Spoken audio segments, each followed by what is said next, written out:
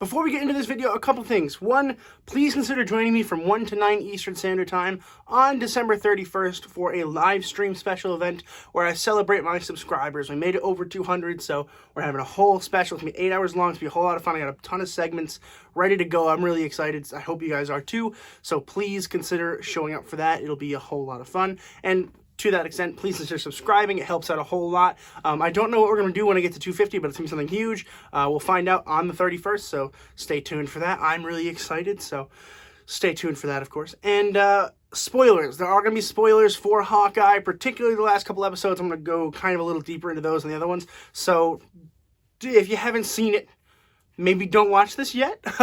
Watch Hawkeye and then come back to this. But your choice. We're going on. We're talking about Hawkeye.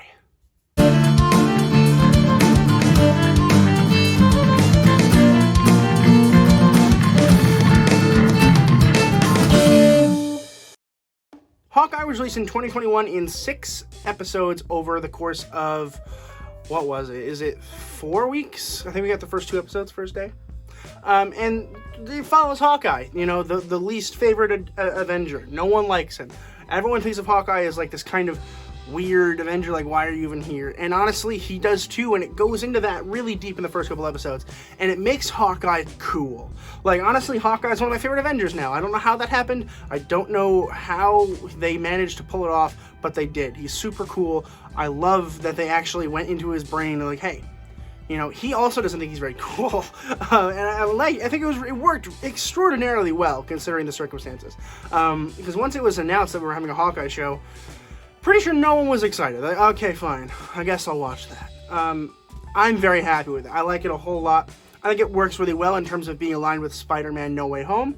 And I think it works very well with introducing characters that we know and we love. I think it was really cool that we had Kate Bishop, played by Haley Steinfeld, who I thought did a really wonderful job.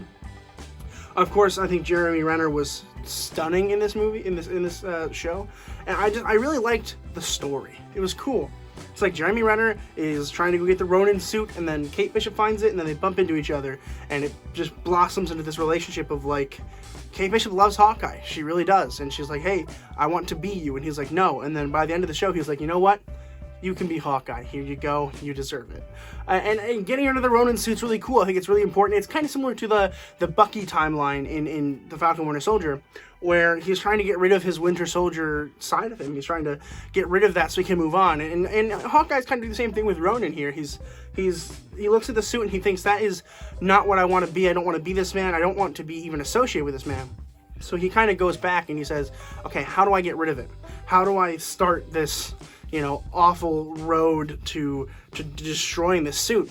And it just kind of escalates really quickly when it's sold in the black market, and Kate Bishop picks it up, and it goes kind of crazy from there. And there's Kate Bishop's mom, who's kind of this criminal, but like adjacent, and it uses bad excuses for becoming a criminal also, which I didn't really enjoy. Then there's her boyfriend, who's this weird sword-wielding badass who we all assume is one of the villains, and then he turns out not to be, which I thought was really smart, because this show had a lot of villains, none of which I thought were particularly fantastic, but I did like that they were like, okay, you're not a villain anymore because we don't want to have to resolve that. I appreciate that. I do think that at some point down the line he will become a villain, because that's how it is comic accurate, but he's not here. And honestly, I can see people being upset about that. I can see people being like, oh, I'm mad that he wasn't a villain because we were led to believe that. I can see that argument. I agree with you. I can see why that would be really frustrating. I didn't have an issue with it. I'm okay with him not being a villain. I like him as a character. I think he's really cool, and I hope he joins the LARPers, which were really fun in the show as well. Lucky the pizza dog was fine. I think people are overreacting about it being a dog, and he's like so cute. I don't care. Like I don't care. I don't care. Even Goose from Captain Marvel, I'm a huge cat guy. I don't really care. It's like people are like, oh my god, Lucky the dog is in this show, and I'm like, yeah, it's a dog, and he doesn't do anything the whole show. Like, I don't get why people are so like, whatever. Moving on.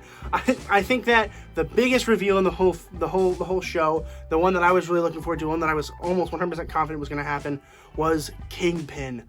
Woo! Kingpin. I love Kingpin. He's one of my favorite villains of all time. In fact, he might even be my favorite villain of all time. From the Daredevil show, I love Vincent D'Onofrio. I think he's fantastic, particularly as this character. He's just so menacing. And when I was sitting here this morning watching this episode, I was so excited. Like, as soon as we see him and he just embodies Kingpin, I'm like, yes, give me more of this.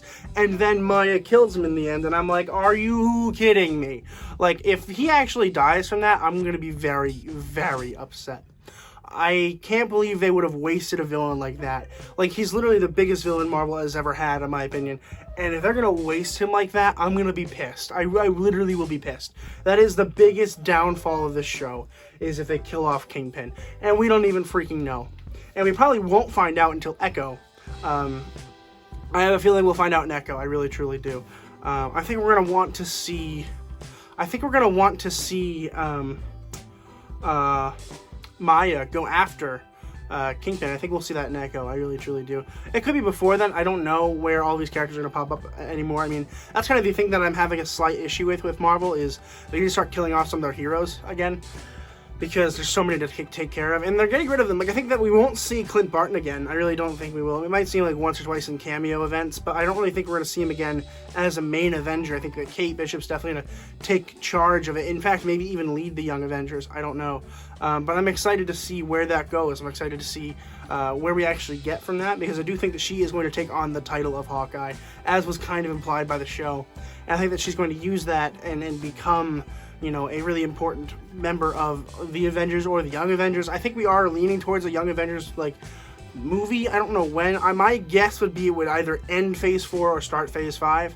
But I don't know. I think almost every show, almost every movie even, is building up a Young Avenger in the movie and the show, which I like. I like how they're taking that approach again. They're making it really easy for us to kind of eat that up. But I don't know. I don't like that we haven't officially gotten a movie yet. Like, we don't know if it's going to happen, and I'm really sad if we don't. But I'm excited to see where we go with Hawkeye. I'm excited to see where we see, you know, Kate Bishop in the future. And honestly, as a show, this is my favorite MCU show. Easy. I'll put it out there. I know people are going to disagree with me. That's fine. I love this show. I like how grounded it is. I like how much it feels like a Daredevil show, but it's also more comedic and funny. I like the characters, and the characters are super interesting and awesome. And I just really like this show a lot. There are a couple downfalls, particularly potentially killing off Kingpin was really stupid, and I hope they didn't do that. But if they did, I will eventually get over it, but not anytime soon. But I'm going to go ahead and give a Hawkeye an A. Have you guys seen Hawkeye? Let me know in the comments down below what you guys thought about it. I really, truly enjoyed this show. It's my favorite MCU show to date. Easy. Like, really, really easy, honestly. I think it's the best. Let me know what you guys thought was the best MCU show so far. I know everyone has their favorite. I know everyone's gonna, like, I know a lot of people like Falcon Winter Soldier. A lot of people like WandaVision, Loki. I don't think What If is anybody's favorite, but it's pretty good. So let me know in the comments down below what you guys thought about that. Also, please consider subscribing. It's a huge, huge help. And don't forget, 1 to 9 Eastern Standard Time on December 31st, that is New Year's Eve, for a really fun live stream event that I'm really excited for, and I hope you guys are too. But thank you guys so much for watching this video. I really appreciate it. And as always, keep watching movies and television, stay educated, and I'll see you guys in the next video.